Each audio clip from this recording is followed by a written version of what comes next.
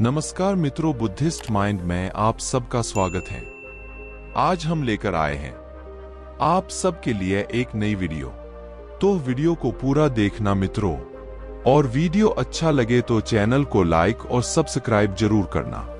यह उन दिनों की बात है जब बुद्ध की शरण में दीक्षा ले रहे भिक्षुओं को कई नियमों का पालन करना पड़ता था। वे किसी के भी घर 3 दिन से ज्यादा नहीं रुक सकते थे। यह नियम स्वयं बुद्ध ने बनाया था।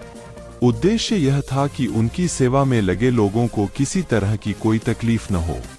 बुद्ध और उनके भिक्षु जब यात्राओं पर निकलते थे तो वे रास्ते में आने वाले गरीब घरों में ही शरण लेते थे। वे इन घरों में अधिकतम 3 दिनों तक रुक सकते थे। 3 दिनों के बाद उन्हें अगली यात्रा पर निकल जाना पड़ता था।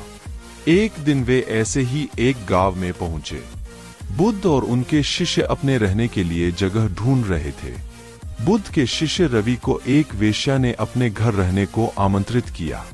वह बहुत ही खूबसूरत युवती थी। रवि ने उसे कहा कि वह उसके घर पर रह सकता है, पर इसके लिए उसे बुद्ध से अनुमति लेनी होगी। क्या तुम्हें इसके लिए सचमुच अपने गुरु से अनुमति लेनी होगी? युवती ने पूछा।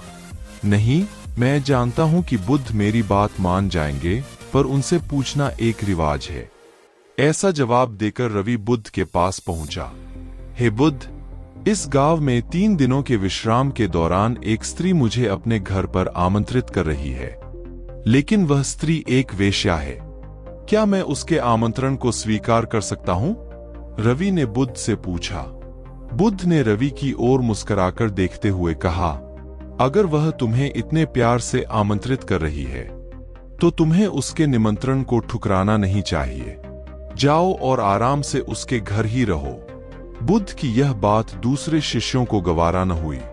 उन्होंने बुद्ध से सवाल पूछा, आप रवि को एक वेश्या के घर कैसे भेज सकते हैं? यह भिक्षुओं के आचरण के खिलाफ है।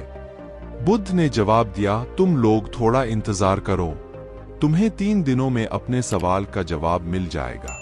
सारे शिष्य चुप हो गए।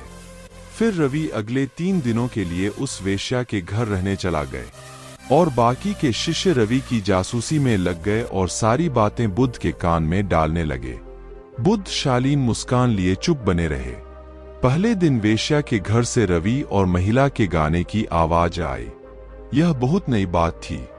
एक भिक्षु का वेश्या के साथ यूं गाना गाना। शिष्यों ने कहा, बस यह तो गया। पर दूसरे दिन घर से गाने के साथ नाचने की भी आवाजें आने लगी। अब सारे शिष्य एक स्वर में कहने लगे, अब तो यह पक्का ही गया। तीसरे दिन तो सचमुच ही उन्होंने खिड़की से रवि और उस महिला को नाचते गाते देख लिया। सबका यह अनुमान था कि रवि इतनी मौज में है तो वह भिक्षुओं के साथ आगे की यात्रा पर नहीं आएगा। अगले दिन सभी भिक्षु कानाफूसियों के बीच चौक पर जमा हुए। सभी ने रवि के आने की उम्मीद छोड़ दी थी। सभी सोच रहे थे कि वह इतनी सुंदर स्त्री का साथ छोड़ भिक्षुओं के साथ क्यों आएगा, परंतु तभी सबने रवि को एक सुंदर स्त्री के साथ अपनी ओर आते देखा। वह सुंदर स्त्री एक महिला भिक्षुक का रूप धरे हुए थी। बुद्ध उसे देखकर मुस्कुरा रहे थे, जबकि बाकी विस्मित होकर खुले मुंह से रवि और उस महिला भिक्षुक को ताक रहे थे।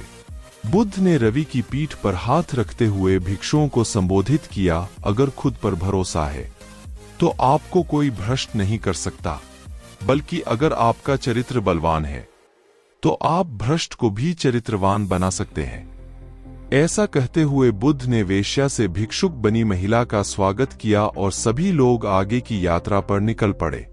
बुद्ध और रवि की यह कहानी हमें सिखाती है कि अगर हमारी इच्छा शक्ति मजबूत है तो हम किसी भी स्थिति के गुलाम नहीं बनते। यह बहुत मजेदार बात है कि खोट तो हमारे अपने दिल में होता है और शक हम दूसरों पर करते हैं।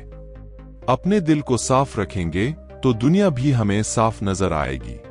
किसी किताब को कभी उसके कवर से ना आंकिए।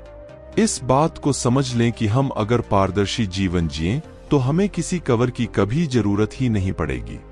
तो मित्रों, वीडियो अच्छा लगे तो चैनल को सब्सक्राइब करके जाना।